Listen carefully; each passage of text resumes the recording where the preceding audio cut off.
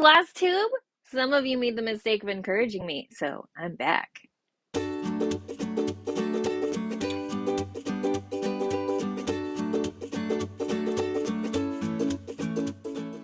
Welcome and thank you for being here. If you don't know who I am, my name is Laura and this is my channel Tarsier Stitches.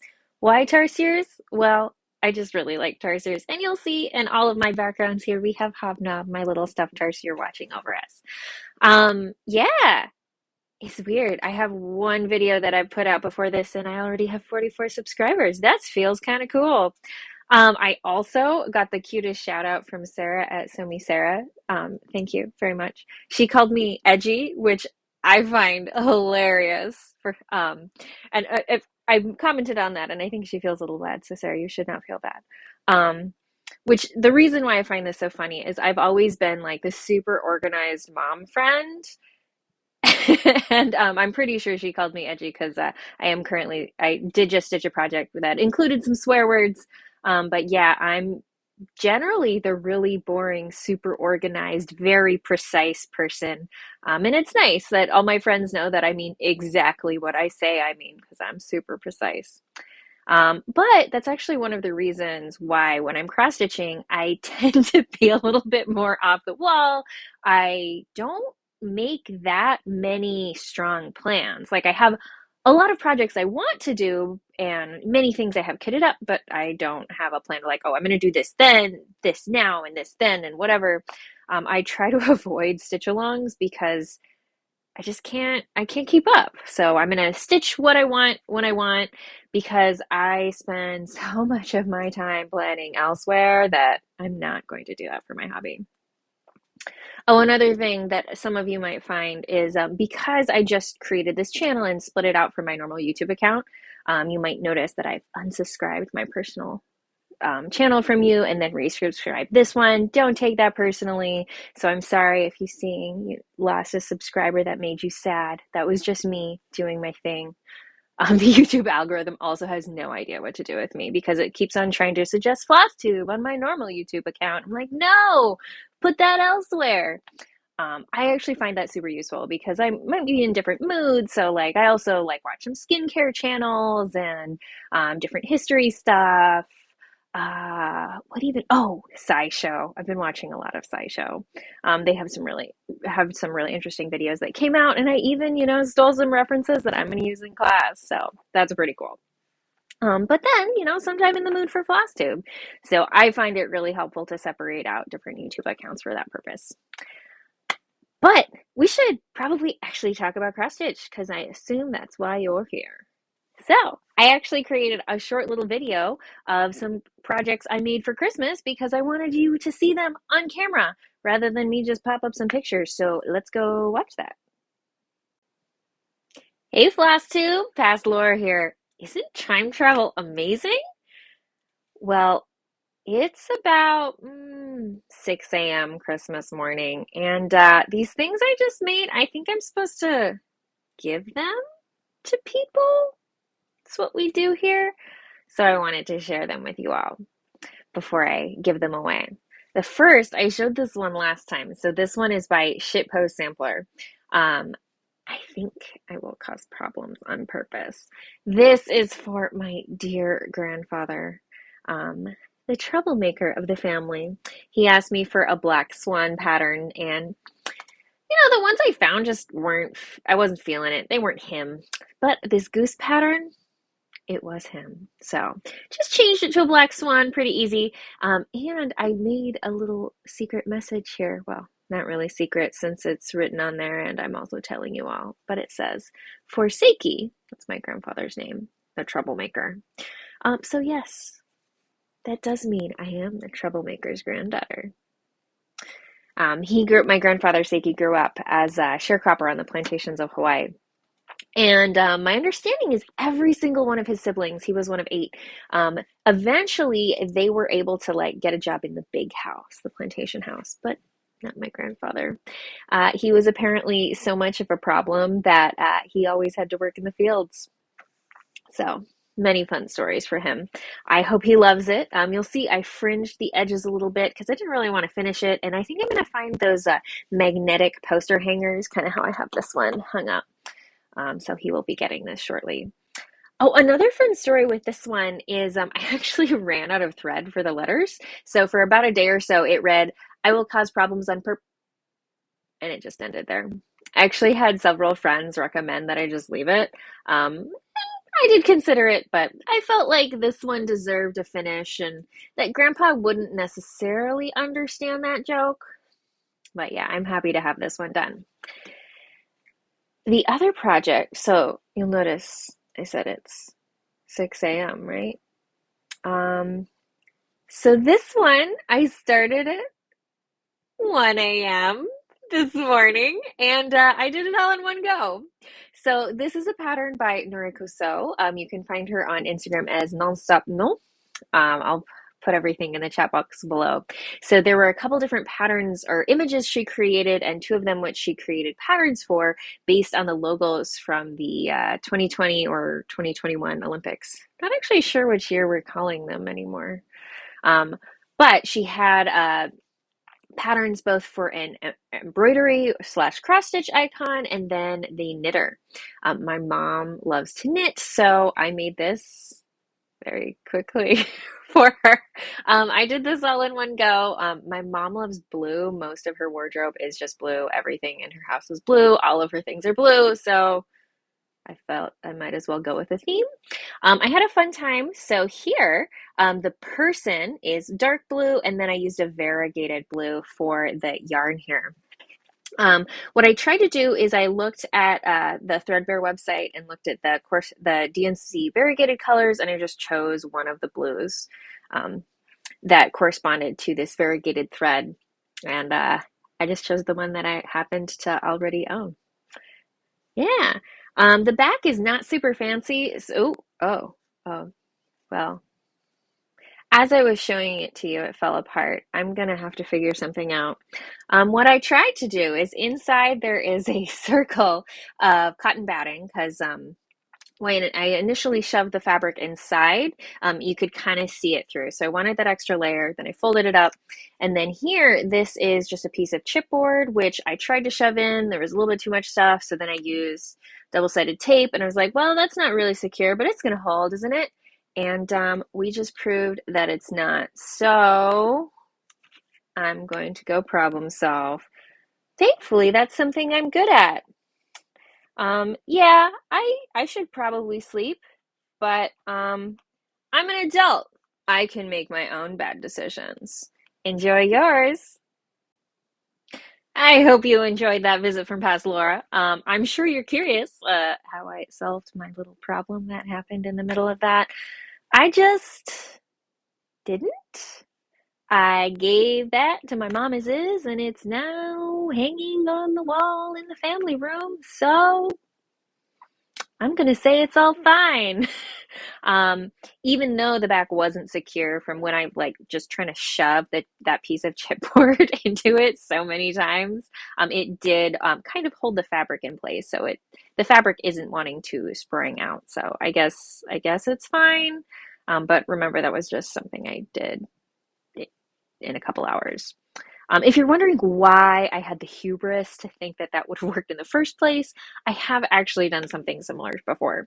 So I actually made the I Love Embroidery again by Noriko for myself. And to finish the back, you can see that's just an oval of chipboard that I cut to size and kind of shoved in there.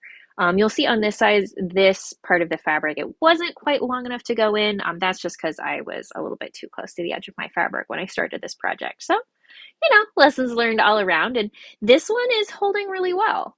But this one doesn't have that extra layer of cotton batting because you can't really see. I mean, if you look really close, I can see right there it's poofing out a little bit because, there's a bunch of fabric on the back and I really shoved it in there with the chipboard.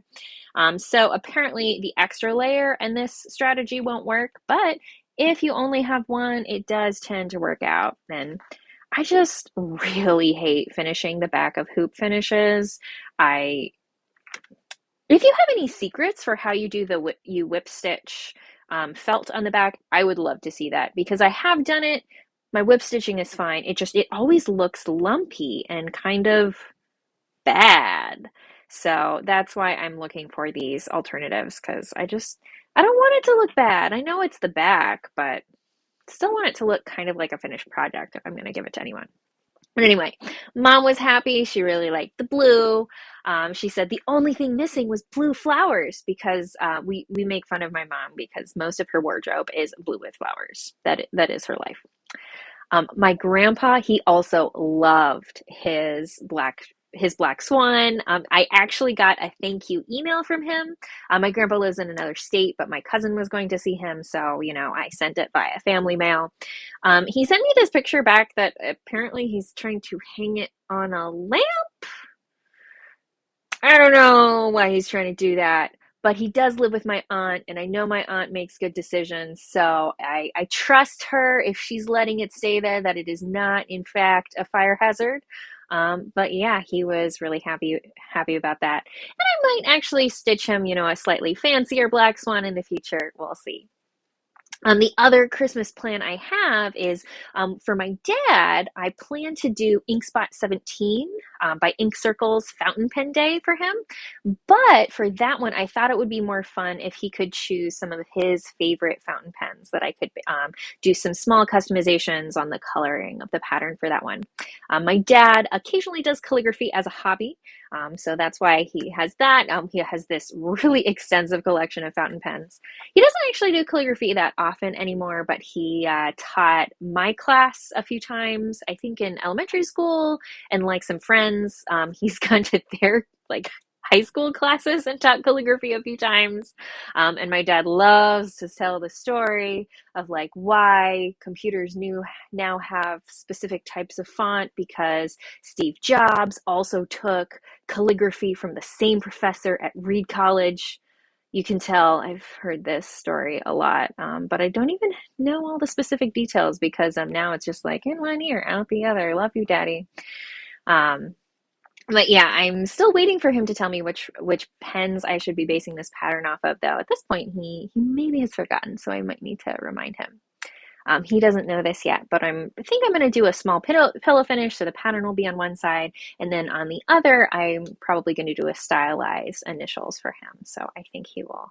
I think he will like that. And I have some really pretty fabrics, which kind of looks like parchment. So when we get to that, that'll be really fun. Another thing you might have noticed since we did that little back in time bit, I've redecorated since the last time I was here. So this came up in class with my students the other day. One of my students didn't know what an eye was. So I brought out these pieces of art and then I realized I bought them over the summer and I still hadn't hung them. So I thought I'd do that. So if you can see up here, up top, I have my tarsier tea time, which is perfect for me because I love tarsiers and I love tea. And then over here, I have my eye who apparently needs coffee before he can deal with you. So it was fun to show my students these different primate artworks and then eventually to actually put them up on my wall. Unfortunately, normally when I'm sitting, I'm kind of in front of the eye and you can kind of see the tarsier behind me. I specifically left some white space because I'm hoping that maybe I'll have some like small finishes that I can hang on my wall behind me. But I just use command strips to hang them because that's how I do everything these days. So if I need to, I can pretty easily rearrange everything. I like to do that because I change my minds on how I want my background to look. So I like to mix it up like that. If you like that artworks, I found this is on Etsy by Nat Rodgers. Of course, I'll put links to everything I mentioned in the chat box below. So highly recommend go and support an artist there. But we should talk about more stitching. So I posted my first video because that was my birthday. I had a phenomenal birthday. I recently got a belated present in the mail from a friend, this beautiful mug. I kind of sort of maybe have a slate cross-stitching obsession. So I've been having fun drinking all my tea while drinking out of this fabulous mug. But let's talk about my birthday project. So for my birthday, I started this on my birthday. I did this project again by Shitpost Sampler, Speak Friend. So I actually specifically haven't taken it out of the frame yet. So you can see here, I actually did this the long way on my frame because the fabric's pretty big and I didn't have a frame that was quite long enough to do it the normal way. So I just rotated it 90 degrees and it was super annoying to stitch this way.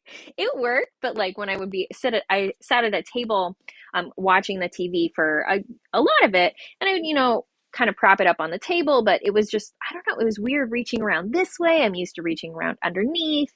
For a little bit, I moved it to my floor stand, which I normally have at my desk, and I specifically bought a floor stand that it allows you to rotate it, so I could have it like this, but it was also just a hassle. I'm not used to reaching around this way. And how I have my floor stand set up, normally I can have my tablet above my project and a light, and having it rotated like this, well, now there was no space for either of those things. So it was actually harder to have the same amount of light to see my project, which is not helpful for dark fabric. So yeah, I was a little bit slower stitching on this one than I normally would have been, just because with how my setup works, I found it hard to get enough light. And also, like, this fabric is gorgeous. It is damask 14 count Ida from someone, probably Zweigart, I can't remember. But it collects so much lint. Like, I'm really, really going to have to lint roll this project when I take it out. But as I was stitching this, you can see I only like to have a small amount of my fabric visible at one time because I find it makes it a lot easier to reach around my project. But only having a small amount visible each time, I was like, oh, this it doesn't really look impressive. And I did decide to power through, and you notice it's done now, and I'm going to show it to you. But that's partially because I was just annoyed. I'm like, wow, all of the ways I'm stitching this, it's just not super fun. And looking at it, I was unimpressed by the coverage because I only used 2 threads for 14 count because loop start for life. But I have a feeling that once I take all of this off, it's going to look much better. So let's do it, because I haven't even seen it myself. I wanted to share this moment with all of you. But it was super fun getting to stitch this while I was rewatching the trilogy. I did rewatch all 3 movies on my birthday. My dad and we watched it together, but we made the mistake of starting in the late afternoon or maybe early evening. I don't actually remember exactly what time of day we started, but we definitely finished around, I think, 3 or 4 a.m. Because, yeah, that's 12 hours of movie. It was a lot better than I remembered. It's been years since I've seen The Lord of the Rings, and that was a mistake. I don't think I want to go that long without seeing it again. But man, the performance of all of the actors was just phenomenal. On this read through, the character I connected with the most was Elrond. He was just so grumpy throughout the entire thing. I was like, yes, I feel you, man. I was there 3 months ago when the strength of students failed, when I told them that the answers they seek are already in the syllabus. Come on. But all right, here we go. And yes, it does look so much better now that it's all in front of me. Oh, I guess I should continue to show you because that's what you want to see. Yeah, and I actually did okay with centering it.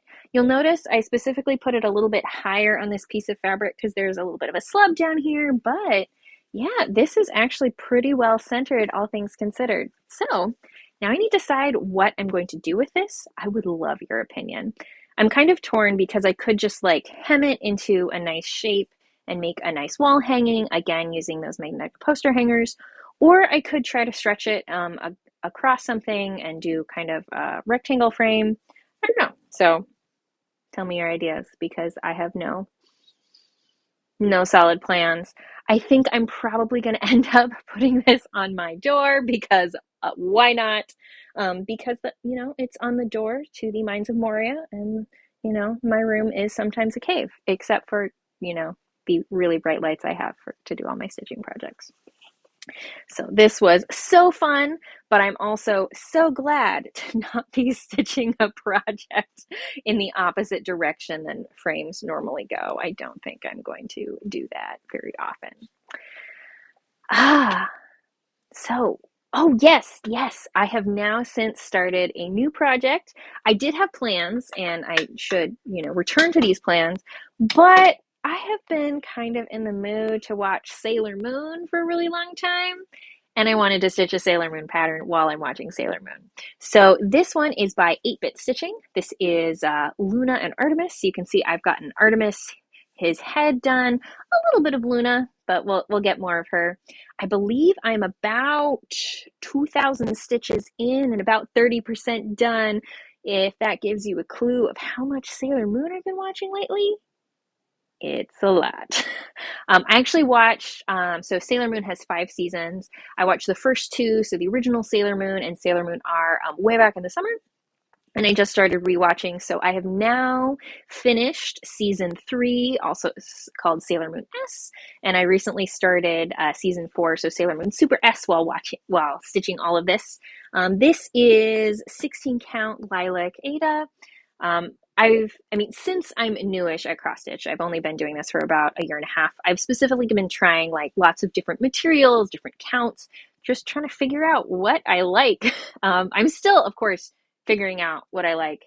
I actually tend to like higher count fabrics. I'm not really a fan of Ada anymore, even though that's pretty much only the projects I've actually shown you yet. But that's mostly because I bought Ada in the beginning because I was like, oh, that's what you're supposed to buy. And now I have a bunch of Ada and I'm trying to use it because I bought it. Um, Technically, this is also my first full coverage pattern. Normally, I'm not super into the idea of full coverage just because I like the texture and the interplay of the stitching itself versus the fabric, and I think that's really cool. But for this one, let's put it right side up. I specifically I wanted the cats to be equal because you could, do this on black fabric and not stitch the black cat, or do it on white fabric and not stitch the white cat, but then they would be uneven, and I didn't want that. And this I'm specifically going to frame it leaving some of the purple fabric showing, which is why I did the purple. And overall, the coverage of 16 count is all right. It's a little bit open here on the white cat, so in the future, I might want to do something similar to this more on 18 count, but hey, it's all a learning process. Oh, one last cool thing is the crescents on their heads. I'm using a toile, so very excited about that. So those are the projects I've been doing recently, but I kind of wanted to show some of the older projects I've done in the past with you. So I have a couple different projects here. So let's start with the very first project I did. So you'll see this is a stamped kit. It's been kept folded in a box. And you notice I haven't even put it in water to like soak out all of the lines yet. This was just a random Totoro kit I got from Amazon. Now that I'm aware of copyright issues, it was probably an illegal kit. Oops. I do better now. You'll also notice, if you look closely here, there's some areas where you can tell, oh, that's not quite the same floss. I don't really like doing test stitches. I just choose projects, and that entire project will be an experiment. So when I first started, I was like, I don't want to do 3 strands. That's dumb. I can't use the loop start because loop start is everything. So what I did for most of it is Totoro and his belly. That's actually 4 strands because I was like, well, I can like lose loop start with that, and I wanted it to be extra fuzzy. And it was also just an experiment. So most of this is done using 4 strands. There's a few things like the shadows that I just did with 2 strands. But of course, then I ran out of thread because I was using more thread than the kit expected me to.